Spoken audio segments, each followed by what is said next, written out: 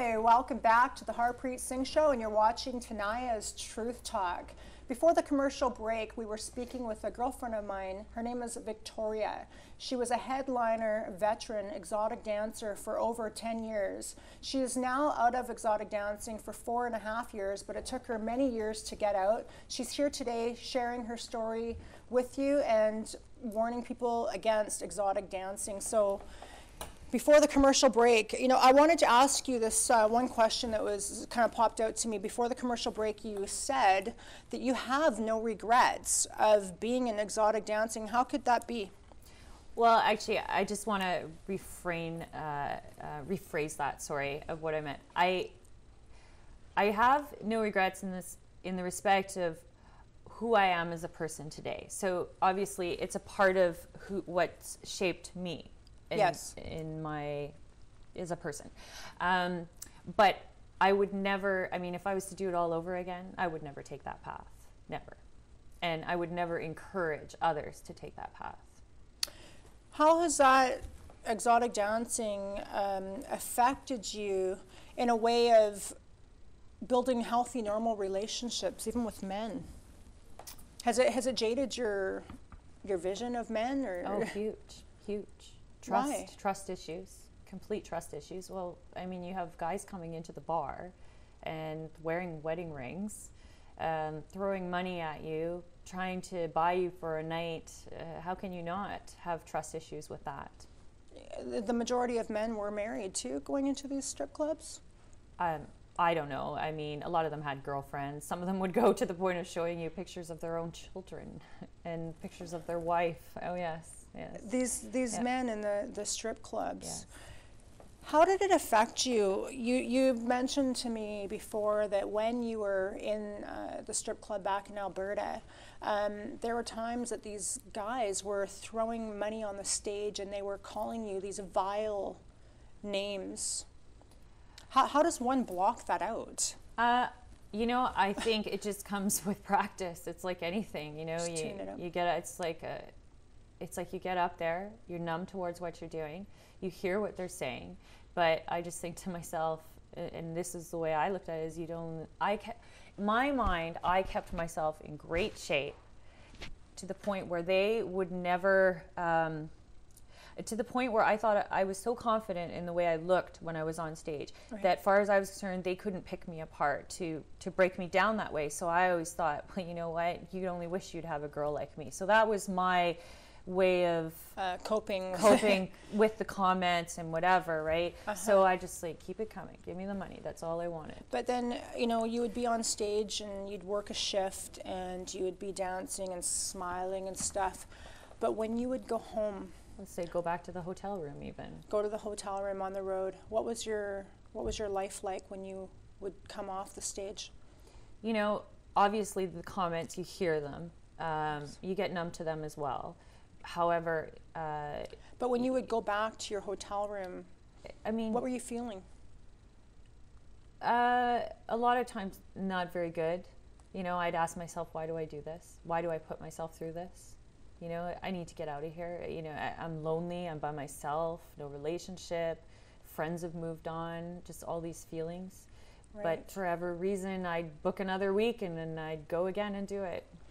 And you had told me for many years, Victoria, I remember so many times you said, I'm getting out this year. And then the next year would come around, I'm getting out this year. Mm-hmm. And you kept trying and trying, and it was so hard for you. I think part of that is because you do get accustomed to making the money. And it's all that you know, really. It is, but you don't want to come out of an industry with nothing? Well, I prepared for the future a bit, so I probably was in a better position than most. Right. But that was from the help of others as well. So I was lucky to have some support while I was dancing. Yes. Where many of them don't have the same support. Mm-hmm. So I think trying to come out of the industry and get a job, I felt like I was going from this, now I'm going to a minimum wage job. I can't survive on a minimum. Well, this is in my head, I'm telling myself. Well, you're not the only girl that has told me that. Yes.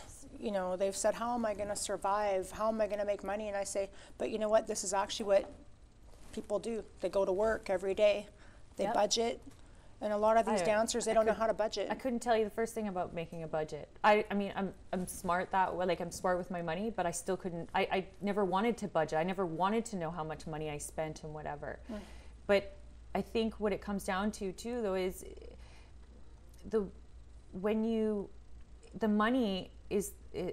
the money doesn't make you happy. That's what I realized. I realized how miserable I'm making all this money, but how miserable, how much I was hurting inside. Empty. I felt completely empty. Yes. And I realized when I did get out of this business, and I started my own little business on the side, and I wasn't making lots of money, but it was my own business. I had my own clients. I loved the people I worked for. Yes. And I felt a certain fulfillment from just having people in my life again that were just, and that you were making a good, honest, hard living. And that they you weren't worked for. looking at me and only looking at me from the neck down, Yes. And I think the hardest part for me about it was I always thought I'm smarter, You're smarter than this. I'm not trying to judge girls that I'm who better are than doing what this, I'm doing, but is what you're saying. Exactly. Right.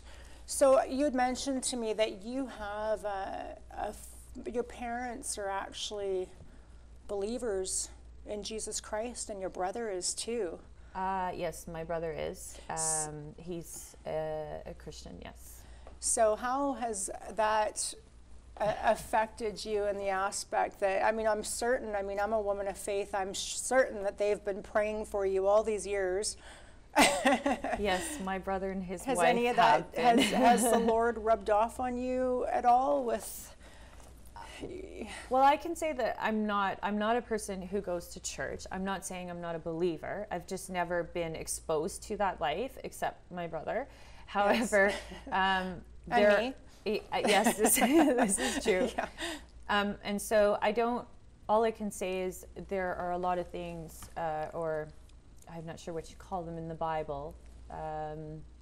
Verses. Yes. That I've heard, and I can say that I believe in what some of these verses are saying. Yes. So that's about the extent of religion I really can comment on. Well, you know me from 13 years ago. I was not the same person that I am today. Well, and I believe that religion, believing in faith, is important for people, and I have seen a lot of people take on faith, go to church, and I've just seen what it's done for them. Yeah. And so I can't say anything negative about it at all. Yes. Only a positive. However, I've never stepped into that. Yeah. Well, I'll still get you coming to church with you on Sunday. You'll come with me and Becca. But I've seen what it does too. Yes. A lot of people who have had drug addictions, been in the sex industry, and So now you're out of the sex industry. Yes. Exotic dancing, 4.5 years now, and literally you've been in it for 10 years. So you've still got a ways to go. You got a lot of healing to do. I mean, you appear to be a very well put together girl, but you still are carrying a lot of baggage emotionally from what the industry has done to you. Well, I'd like to comment on that because I believe, in my opinion, from what I see in the industry, yes, is that most of these women, we've all come from something traumatic in our childhood years, because no one wakes up one day and says, I'm going to be a stripper. You just don't do that. I never thought I'd be, What did you want to be when you grew up? When you were a little girl? I always thought I was going to be a paleontologist. A paleontologist? Yes, I liked dinosaurs and fossils and all that, yes. Okay. But I never ended up going in that direction at all. Yeah. But then that changed. As a kid, you think of many things that you want to do, right? So what is your opinion on this whole recruitment of exotic dancers that's been spreading and splashing across the news lately?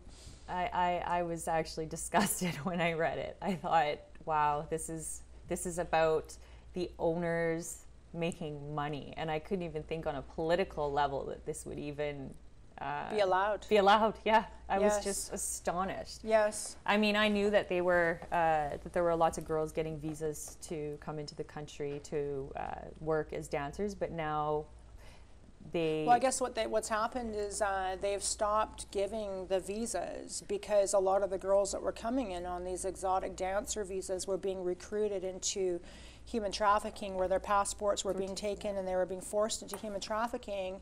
And so now that they've stopped that, the local strip club owners are going into the colleges and high schools and trying to get fresh young meat. So that's what I think they're thinking. You know what I mean?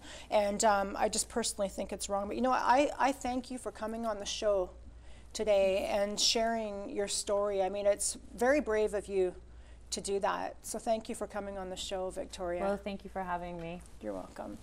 So there you have it. We were talking with Victoria, veteran exotic dancer of 10 years. Thank you for watching Tania's Truth Talk on the Harpreet Singh Show. Please tune in next week. There's more to come.